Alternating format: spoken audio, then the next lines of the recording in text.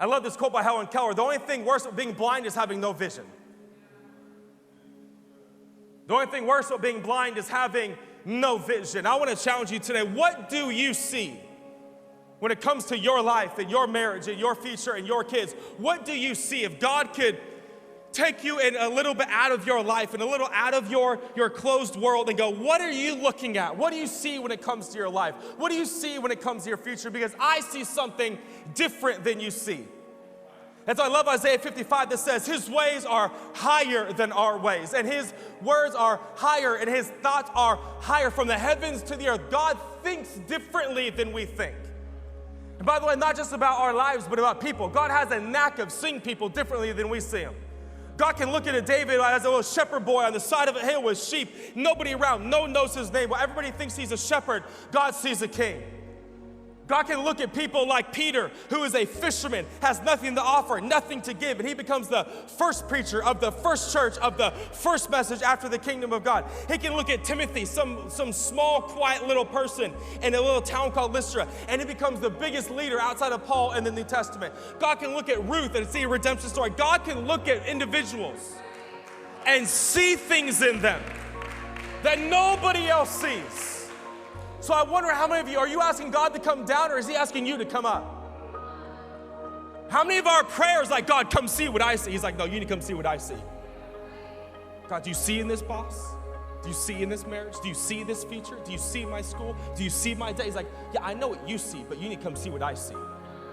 Because my ways are higher. My thoughts are higher. I have a different perspective than you. I see things you don't see. I think things that you will never think. I need you to join me up here. I'm not coming down there. I had this thought in my mind that I've really been praying about. I pray when people, I know right now we have 50 people in the room and we're online scattered throughout the city and throughout this town, but there is coming a day when our door is going to open again, and this room is going to be filled once again with hundreds and hundreds and hundreds of people seeing something and worshiping and seeing each other. I know it looks dim right now. I know it looks scarce right now. I know it looks like there is no end, but there is going to come a day when we get back in this building and do what we do. And my prayer is when people come in this room, they do not catch a vibe, they catch a vision. I pray when people come through our doors, they don't just feel a vibe and feel an energy and feel an aura. They go, I see something for the first time. I see something for my kids. I see something for my money. I see something for my friends. I don't know what it is, but when I walked in, I feel like preaching. It was more than the coffee. It was more than the friends. It was more than the signs. When I walked in, I saw something. God forbid that people only catch a vibe when they come to our church. Oh, people are good looking and the food is good and the coffee is cool and the stage is awesome.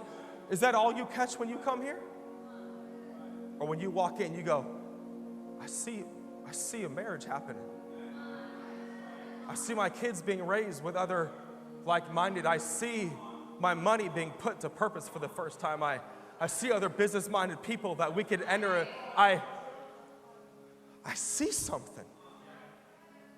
Why? Because we're not trying to build a big church. We're trying to build big people. We're not trying to fill seats for seats' sake. We're trying to fill an auditorium with people that have a bigger vision than what they started with and a bigger mentality than what they started with. And if we could get a church to go, I'm being built into a big person and a big marriage and a big mindset and a big wallet to give and to serve. Why? Because we're not building a big church for a big church's sake.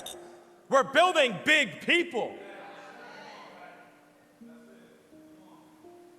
Because God forbid our seats are filled, but our mind is empty.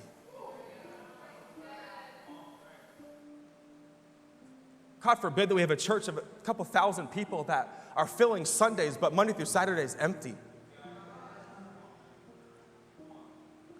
Do you see anything?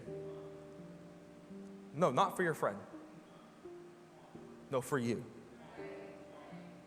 Why is it we are so strong to pray for everybody else but ourselves? Why is it so easy to have faith for their marriage, but yours is gone? Why is it so easy to pray for their business, but yours is destroyed? Because it's different to fight for your own vision. And I feel this today, that God is taking some of you going, let's talk about what you see. Because you don't need a new life, you need a new vision. I pray that when we open these doors again, and there's thousands of people back in this building, that people are catching a vision. Because without vision, people perish. Because if you are seeing nothing, you will build nothing.